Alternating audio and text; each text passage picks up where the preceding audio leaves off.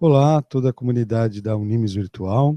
Eu sou o professor Maurício Lobo, coordenador do curso de História da Unimes. Aqui ao meu lado, a professora... Olá, pessoal. Sou a professora Juliana Nóbrega, coordenadora do curso de Filosofia, licenciatura em Filosofia. Hoje nós estamos aqui para falar um pouquinho sobre o ENAD, né? O professor Maurício vai dar início falando um pouquinho sobre o que é o ENAD e, posteriormente, eu volto a falar sobre a avaliação, sobre as questões, né? Como elas são elaboradas. Bom, então nós preparamos agora para falar para toda a nossa comunidade da Unimes, do EAD da Unimes, do Núcleo de Educação à Distância da Unimes, informações de uma formação básica, tanto para os nossos parceiros, coordenadores de polo, tutores presenciais, e para os nossos alunos que vão realizar o ENAD 2017, né, o Exame Nacional de Desempenho do Estudante de Educação Superior. Então a gente preparou um conjunto aqui de slides de informações gerais para entender o que é ENAD. Isso vai estar também na nossa sala ENAD, que a gente vai dar todos os caminhos para vocês, todos os alunos que vão realizar o ENAD. Mas para a gente entender essa avaliação do ENAD, a gente precisa entender todo o processo de avaliação que os cursos de ensino superior e as instituições têm como avaliação. Desde 2004, existe o Sistema Nacional de Avaliação da Educação Superior, os SINAES, e ele é formado por 3 componentes principais: a avaliação das instituições, quer dizer, todas as instituições de ensino superior são avaliadas, os cursos são avaliados e o desempenho dos estudantes, o ENAD, né? Então, os SINAES avalia todos esses aspectos que giram em torno dos 3 eixos, né? Do ensino, da pesquisa e da extensão, da responsabilidade social, o desempenho dos alunos, a gestão da instituição, o corpo docente, as instalações e vários outros aspectos. Então, os SINAES, a integração dos instrumentos de autoavaliação, a avaliação externa, a avaliação das condições de ensino, o próprio ENAD, o censo e cadastro, permitem a atribuição de conceitos ordenados numa escala de 5 níveis, quer dizer, nós temos todas as instituições, os cursos, eles vão ter uma avaliação de 1 a 5, em cada dimensão. Existe isso, tudo está por lei, tudo é público e divulgado na página do INEP, que é o Instituto Nacional de Pesquisas Educacionais Anísio Teixeira, que está ligado diretamente ao Ministério da Educação. E ele organiza esse sistema de avaliação que é composto, como a gente acabou de falar, sobre uma avaliação externa e avaliações internas. As universidades, as instituições devem também ter avaliações internas. No caso da Unimes, nós temos a nossa comissão própria de avaliação, que é a CPA. Ela promove aqueles questionários, né? Vários alunos já devem ter preenchido alguns desses questionários sobre o curso, né? Sobre os professores, sobre a própria instituição, as instalações. Então, tudo isso é feito pela própria universidade como parte da sua autoavaliação, o processo de autoavaliação. E isso é público, há relatórios públicos. Se você ver na nossa página da Unimes Virtual, você vai ter na nossa página, lá na barra institucional, tem uma barra escrito institucional, e aí dentro dessa barra você vai ter CPA. Clicando em CPA, você vai ter os relatórios de todos os últimos anos das avaliações feitas pela própria universidade, são as avaliações internas. E aí tem também as avaliações externas, como é o caso do ENAD, né? Então, toda essa avaliação vai compor os indicadores de qualidade da educação superior. O índice geral de cursos que são avaliados na instituição, que são o IGC, então há um índice geral de cursos anual, então todos os cursos que compõem cada universidade, né, a soma desses cursos, soma-se o IGC da universidade. Também tem o conceito preliminar do curso, que aí é próprio de cada curso, que é composto pela toda a infraestrutura do curso, né, daquilo que o curso tem dentro da universidade, o corpo docente, a formação do corpo docente, o trabalho acadêmico desse corpo docente, das suas publicações, tudo isso é composto no processo de avaliação da universidade. E tem outros itens que estão públicos, né? E o desempenho do estudante, que é feito através do conceito e os resultados do ENAD, né? Então agora vamos falar diretamente aí sobre o que é o ENAD, né? O Exame Nacional de Desempenho dos Estudantes, né? Avalia o rendimento dos concluintes dos cursos de graduação em relação aos conteúdos programáticos, as habilidades e competências adquiridas em sua formação. O ENAD é obrigatório e a situação de regularidade do estudante no exame deve constar no seu histórico escolar. Então, a primeira aplicação do ENAD ocorreu em 2004 e a periodicidade máxima da avaliação é trienal para cada área do conhecimento. O que quer dizer? Isso é importante a gente falar. O ENAD, ele é um componente curricular obrigatório. A universidade, todos os alunos que estão vendo esse vídeo, todos os alunos que estão na sala ENAD, foram inscritos pela universidade. Então, a universidade já inscreveu os alunos. Então, não se preocupe com a inscrição. A universidade já fez a inscrição de todos os alunos que devem ser feitos. E ele é um componente curricular obrigatório. O que quer dizer isso? Que no histórico escolar de todos os alunos existe um item chamado ENAD. Mas como o ENAD também tem esse calendário trienal, o que quer dizer isso? É que a cada ano um conjunto de cursos são avaliados. E aquele conjunto de cursos ele é avaliado a cada 3 anos. Então, não é o mesmo conjunto de cursos que é avaliado todo ano. Então, a cada 3 anos apenas que aquele conjunto de cursos é avaliado. Então, no ano que é a formação, né, que é a conclusão de curso de um curso que não é avaliado pelo ENAD, esse item que fica no histórico de todos os alunos fica lá, o aluno dispensado por conta do calendário trienal. É isso, ou seja, aquele ano o seu curso não está fazendo o ENAD. Mas, esse ano, os cursos que vão fazer o ENAD vão estar lá com posição do ENAD, vai estar lá no histórico de todos e a realização que foi realizado o ENAD por aquele aluno. Então, vai estar no histórico de todos os alunos. Então, como a gente mencionou, ele existe desde 2004, né? E de 2004 a 2010 houve uma forma de amostragem, né, da seleção entre ingressantes e concluintes para avaliação dos cursos. A partir de 2011 houve uma diferença nesse processo, apenas todos os ingressantes e concluintes são inscritos daquele ano nos cursos que são avaliados, mas apenas os concluintes é que vão fazer a prova ENAD, né? Então, há uma prova ENAD, né? Então, o que é o objetivo do ENAD? É avaliar o desempenho dos estudantes com relação aos conteúdos programáticos previstos nas diretrizes curriculares dos cursos de graduação, o desenvolvimento de competências e habilidades necessárias ao aprofundamento da formação geral e profissional e o nível de atualização dos estudantes com relação à realidade brasileira e mundial, integrando o Sistema Nacional de Avaliação da Educação Superior, o SINAES. Então, esse é o objetivo do ENAD.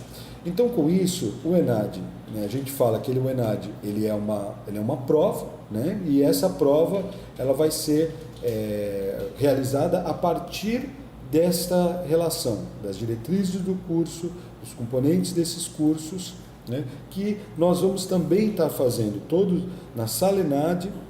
A gente vai dar essa informação e nos laboratórios de cada curso, os alunos também estarão presentes nos laboratórios e vai haver nesses laboratórios um conjunto de informações sobre o ENAD. A gente vai ter também alguns momentos presenciais que nós vamos desenvolver alguns simulados sobre provas anteriores, sobre um conjunto de solicitações para especificar como o ENAD é feito com base em anos anteriores. E nós vamos desenvolver uma resolução dessas questões, para que haja em cada área uma especificação de mais ou menos o que aquela área é solicitado. E isso também vai ficar disponível nos laboratórios, então todos vão estar presentes, né?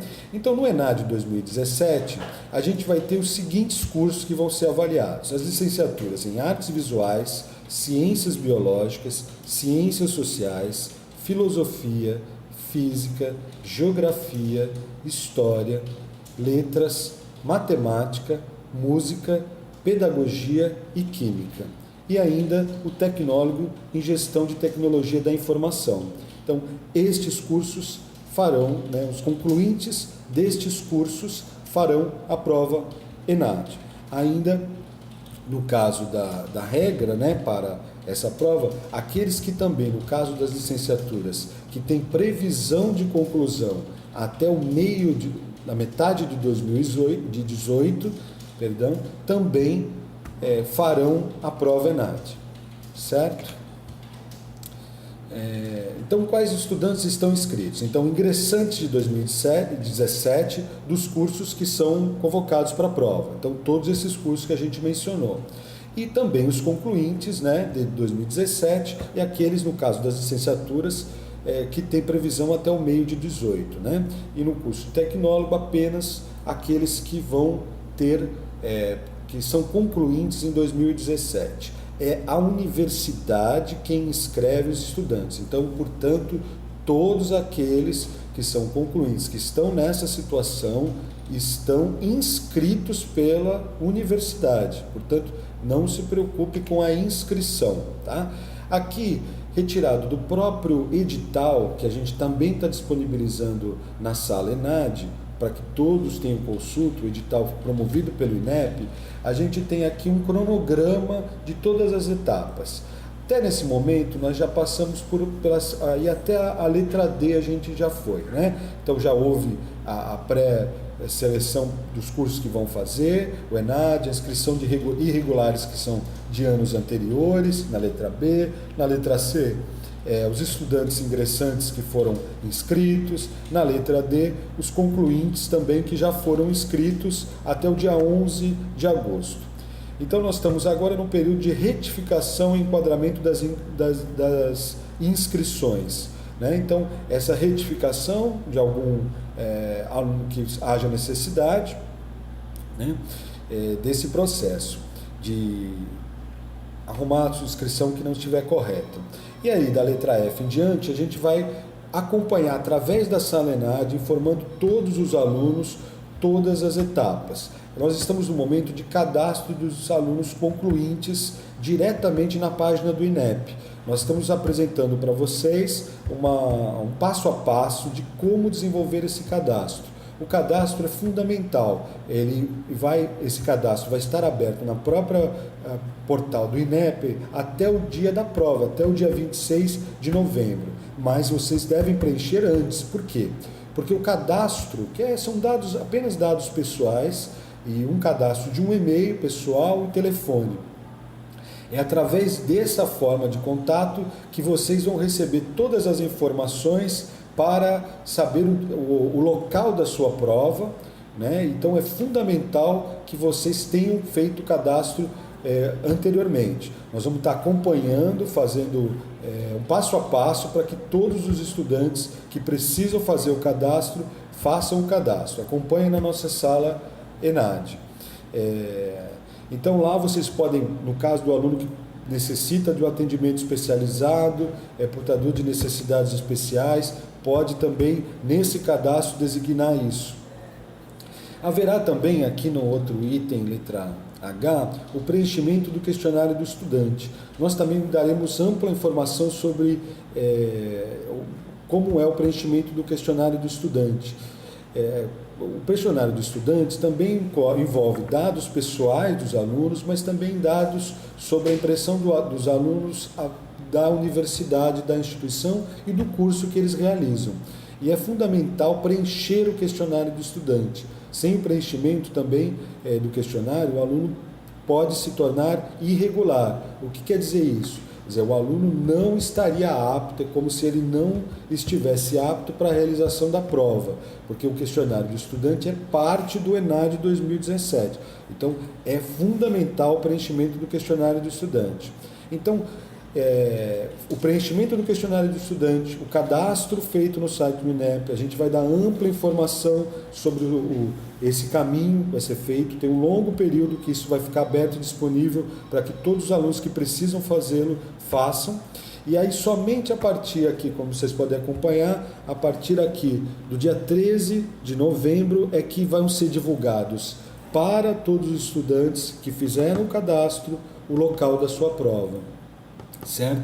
Então, é fundamental fazer esse cadastro, né? E depois vai seguir outras instruções sobre questionário do coordenador. Cada coordenador de curso também preenche um questionário sobre informações e depois divulgação dos alunos em situação regular, né? Previsão para 20 de dezembro, ou seja, quem são os alunos que estarão regularizados? Todos os alunos que foram convocados para a prova, todos aqueles que são concluintes ou têm previsão de conclusão até o meio de 18 e realizaram a prova. Então, os alunos que realizaram a prova, preencheram toda a prova, fizeram, assinaram lista de presença, esses alunos, sairá uma lista até o dia 20 de dezembro dos alunos que estão regulares, ou seja, que estão kits com o ENAD 2017, tá?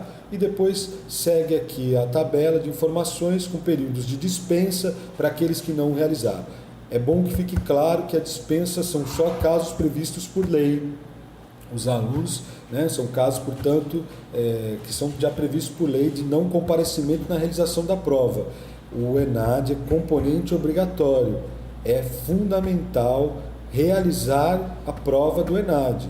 A não realização da prova do ENAD coloca o aluno em situação de irregularidade. E quem disse isso não é a universidade, isso é legislação, certo? Tem que realizar a prova ENAD para que você conclua o seu curso. A universidade fica impedida, se o aluno não realizar a prova ENAD, ela fica impedida de emitir diploma do aluno que não realizar o ENAD. Então é fundamental a realização do ENAD. Então, o ENAD 2017 ocorrerá no dia 26 de novembro de 2017, com duração de 4 horas, né? Então, último domingo do mês de novembro, né? Então, uma vez designado o local de prova, a prova será aberto os portões do espaço, né, de local de prova a partir das 12 horas, segundo o horário de Brasília, né? Lembrando disso, pessoal que tem fuso horário diferente. Fechamento dos portões às 13 horas e o início da prova às 13 horas e 30. A partir daí, 4 horas de prova. A composição da prova serão 40 questões, né? Sendo que são 8 questões objetivas e 2 questões dissertativas de formação geral, uma ampla formação geral. O grande tema da formação geral vai ser Direitos Humanos, já publicado no edital do ENAD 2017, tá ok? E 27 questões objetivas e 3 questões dissertativas de formação específica, e aí, portanto, de cada área, de cada curso. Então, nós vamos dar uma ampla formação para todos os alunos sobre essas questões do ENAD 2017, tanto no laboratório dos cursos, quanto na sala ENAD. A gente vai dar uma ampla formação para que o aluno tenha uma noção de como é solicitado essa prova ENAD, como são as questões do ENAD, mas a professora Juliana vai dar uma ideia geral sobre a estrutura geral da prova ENAD.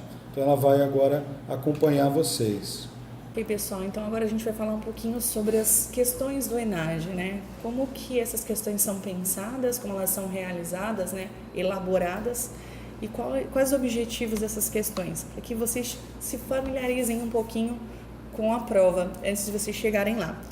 Então, para eu pensar as questões do ENAD, para eu elaborar essas questões, ou mesmo quando eles elaboram as questões, primeiro eu tenho que pensar no perfil do egresso. O que seria o perfil do egresso?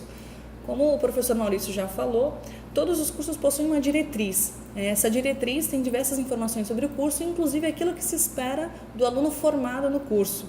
Então, esse seria o perfil do egresso. O que se espera desse aluno formado no curso? Então, primeiro, eu tenho que conhecer a diretriz do meu curso, aí eu vou lá no perfil do egresso, o que se espera. E o que se espera desse aluno normalmente está vinculado ao que a gente chama de competências e habilidades. São 2 termos que estão sendo bastante utilizados ultimamente em todas as avaliações.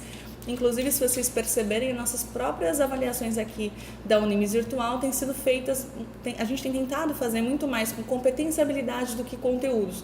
Então é importante eu saber o conteúdo, mas eu também ter a competência e habilidade de ler, interpretar, fazer uma análise, dentre outras coisas. Depois a gente retoma esse item de competências e habilidades. Por fim, a questão dos conteúdos que são exigidos. Então, toda vez que nós temos uma prova do ENAD, sai uma portaria, e nessa portaria terão os conteúdos esperados para a prova neste ano, né? O que será cobrado na prova neste ano. Por fim, os itens que são de fato as questões, né? Então, até eu chegar na elaboração das questões, eu preciso primeiro saber o que eu espero desse aluno formado no curso, as competências e habilidades necessárias para quem se forma nesse curso, os conteúdos necessários para esse formado saber e, por fim, sim, as questões. Então, tem todo um elemento, um processo antes de elaborar as questões. Então, eu parto do princípio da matriz da referência. O que é a matriz da referência? É justamente onde eu vou buscar essas competências e habilidades, esse perfil do egresso, né? A matriz de referência é o instrumento norteador para a construção dos itens ou das questões. São estruturadas a partir de competências e habilidades que se espera que esses participantes da prova ou os concluintes do curso tenham desenvolvido em uma determinada etapa, né? É o que a gente chama de perfil do egresso. E aí essas diretrizes, essa matriz de referência, existe uma diretriz diferente para cada curso, que é amplamente divulgada e todos podem ter acesso no próprio site do INEP. E aí, só para falar um pouquinho das competências e habilidades, né? Eu peguei uma definição aqui muito rápida, mas só para a gente perceber o que se espera nesse contexto. Competência é a capacidade de mobilização de recursos cognitivos, socioafetivos ou psicomotores, estruturados em rede, com vistas a estabelecer relações com e entre objetos, situações, fenômenos e pessoas para resolver, encaminhar e enfrentar situações complexas. Segundo Perrenot, uma das características importantes da noção de competência é desafiar o sujeito a mobilizar os recursos no contexto de situação-problema, para tomar decisões favoráveis ao seu objetivo ou às suas metas. Resumidamente, você vê aqui que está grifado situação-problema. Hoje, quando nós pensamos em uma questão, em uma avaliação, dificilmente a gente vai ver uma questão objetiva, no sentido de que é uma pergunta de que o aluno precisa decorar a resposta, né? Já percebeu que não é interessante o aluno somente decorar um conteúdo, uma data, um nome para fazer uma prova e depois ele esquecer, e sim ele saber resolver uma situação-problema. Então, nós veremos adiante que grande parte das questões elas estão em volta de uma situação-problema que o aluno terá que mobilizar alguma competência ou habilidade. E aí, por fim, as habilidades decorrem dessas competências adquiridas e referem-se ao plano imediato do saber fazer. Então, o que está sendo avaliado são as competências e habilidades, não somente os conteúdos.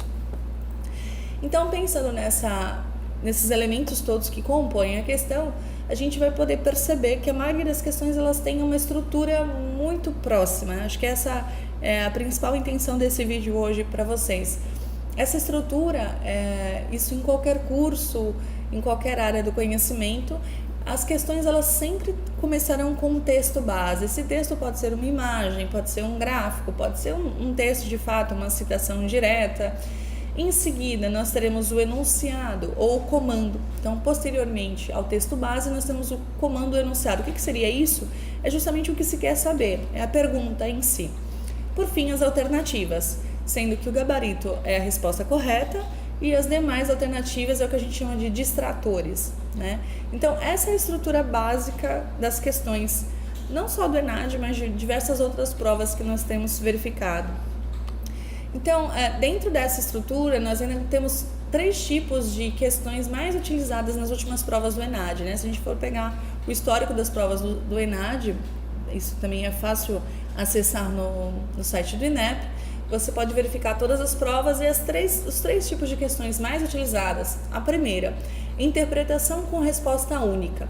Apresenta uma situação-problema ou um estudo de caso, e o estudante deve ser capaz de identificar a resposta correta, que é o gabarito. Essa é comumente mais usada na maioria das provas. Então, para a gente perceber esteticamente, né, como que se dá essa questão, eu peguei algumas questões do último ENAD aí das licenciaturas, então 2014, e eu vou intercalar entre perguntas do curso de filosofia e curso de matemática. Então, eu peguei o curso de filosofia, que é o curso que eu sou coordenadora, que eu leciono, e o de matemática por ser uma área distinta. Então, só para que vocês possam perceber que, independente da área, a estrutura ela é quase sempre a mesma.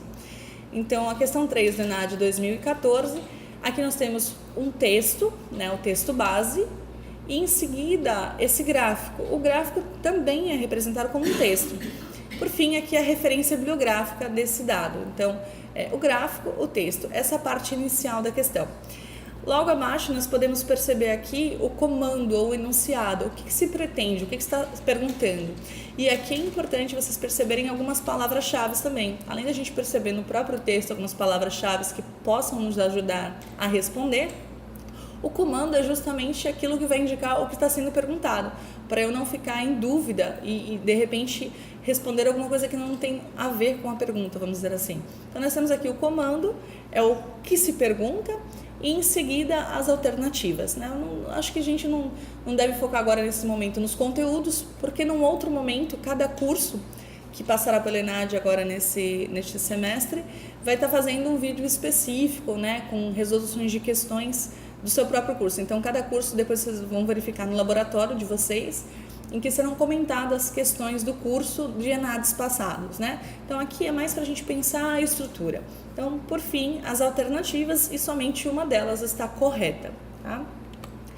O segundo tipo de questão ou de item mais utilizado é o que a gente chama de resposta múltipla.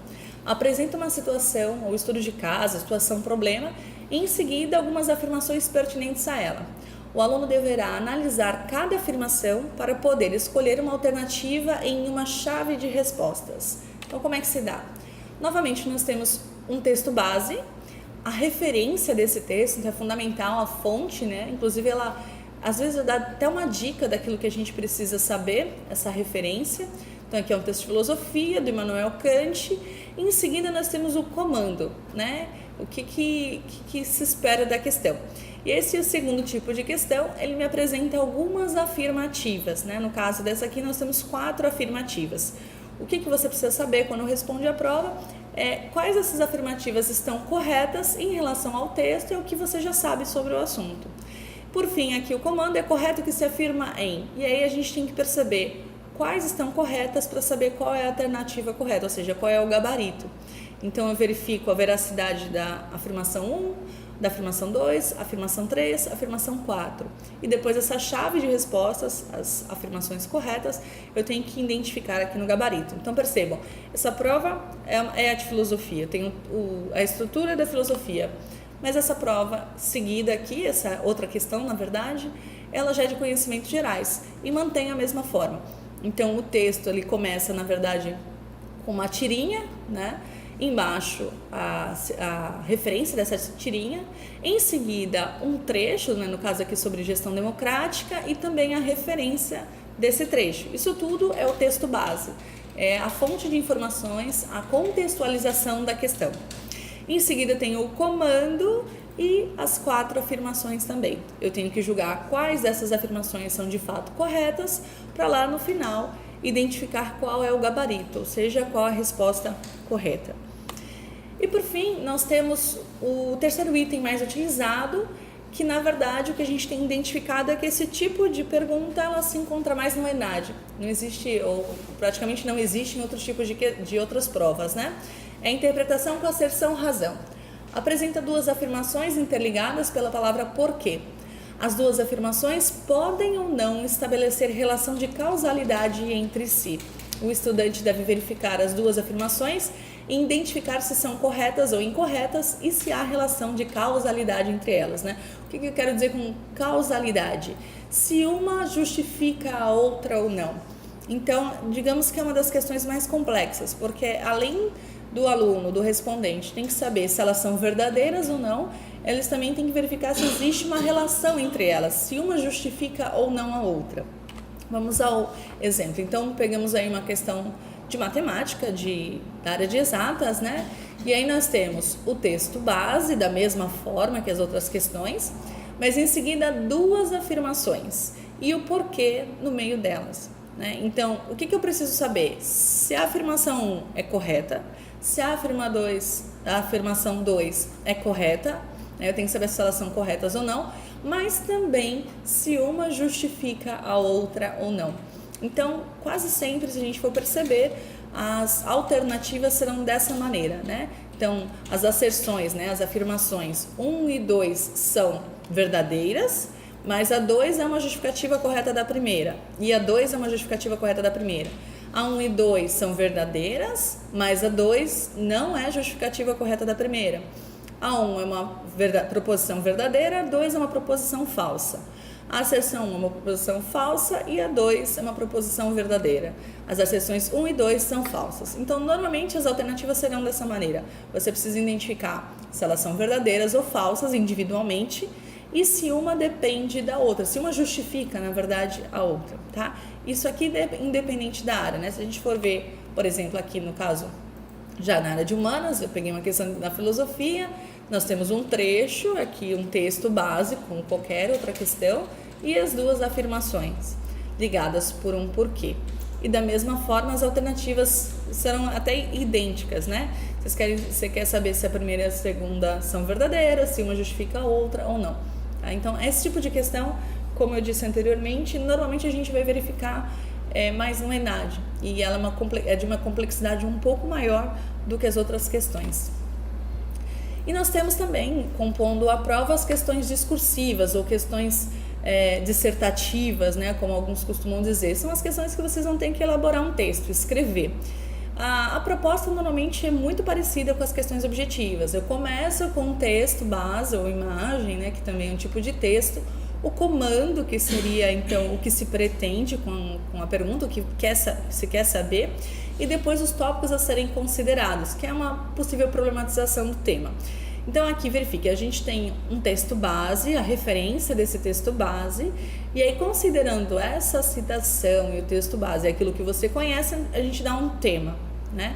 Então você vai ter que escrever a partir desse tema. E o interessante é que já nas questões do ENAD, você já é direcionado para o tipo de discussão que se espera, né? Para você saber, inclusive, o que vai ser corrigido e quanto vale cada uma dessas discussões.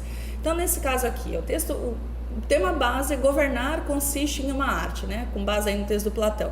Aí nós temos o item A, que é o que se espera que você fale um pouco sobre isso. O item B também e o item C.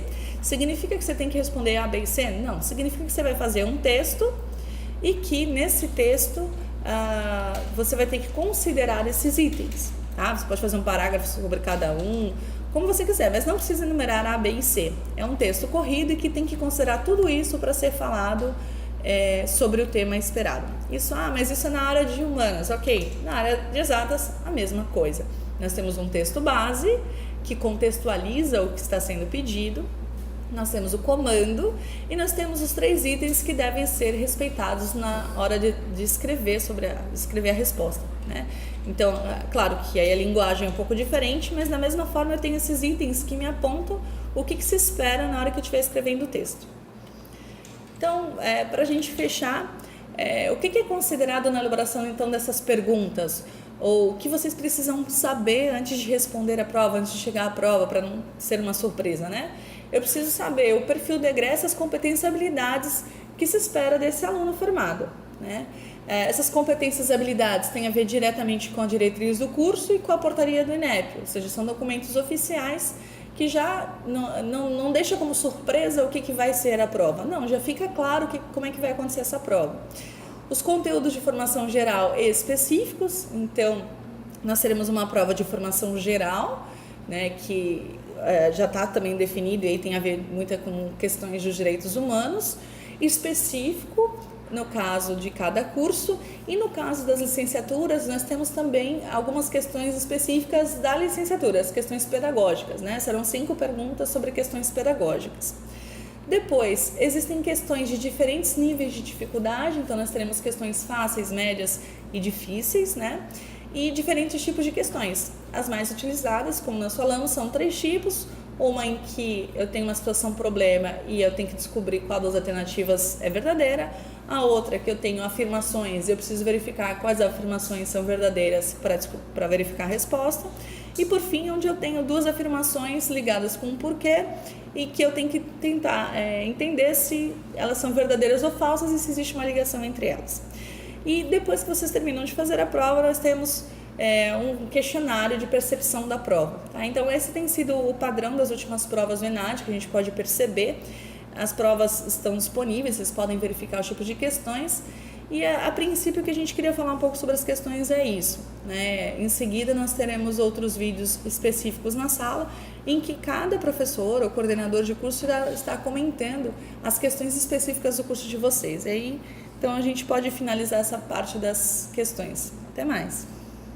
Eu queria também poder encerrar uma fala falando também aqui sobre, eu acho que é um momento inicial, é apenas o primeiro vídeo, é o momento inicial da gente fazer acho que a palavra mesmo é uma sensibilização. Evidentemente, para nós da universidade, é um momento muito importante esse momento de uma avaliação externa. E a universidade, ela está realmente tranquila com relação a isso, os cursos tentam fazer e fazem, eu acredito, o seu melhor desempenho, e eu vejo que é muito importante a gente entender, para os nossos parceiros, né, isso mais do que evidente, a importância desse momento do ENAD, mas também para os nossos alunos.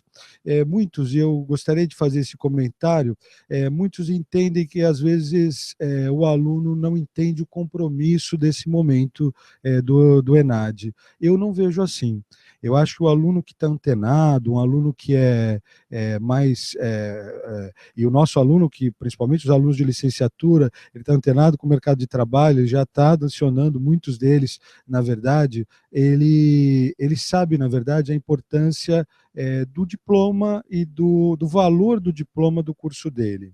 E esse é um momento, porque a universidade e os cursos estão sendo avaliados, é um momento, na verdade, de colaboração também deste aluno, porque é um momento que ele vai poder efetivamente fazer uma colaboração, ter a sua parte, na verdade, na colaboração do seu curso. Por quê? Porque o diploma, você vai sair com o diploma desta instituição, do curso dessa instituição, e isso, né, como o nosso, é para sempre, né? A gente vai carregar esse diploma para sempre. Então é muito importante a gente ter esse momento de compromisso, porque esse curso vai ser avaliado e uma nota boa nesse curso é uma facilitação também para todos os egressos deste momento, de momentos anteriores e até posteriores, para o mercado de trabalho. Então, é um momento realmente muito importante e a gente pede essa conscientização mesmo de todos os envolvidos nesse processo, a sensibilização dos nossos parceiros, para chamar os alunos para esses momentos, que nós também faremos isso na nossa sala, ENAD, os coordenadores através dos laboratórios também.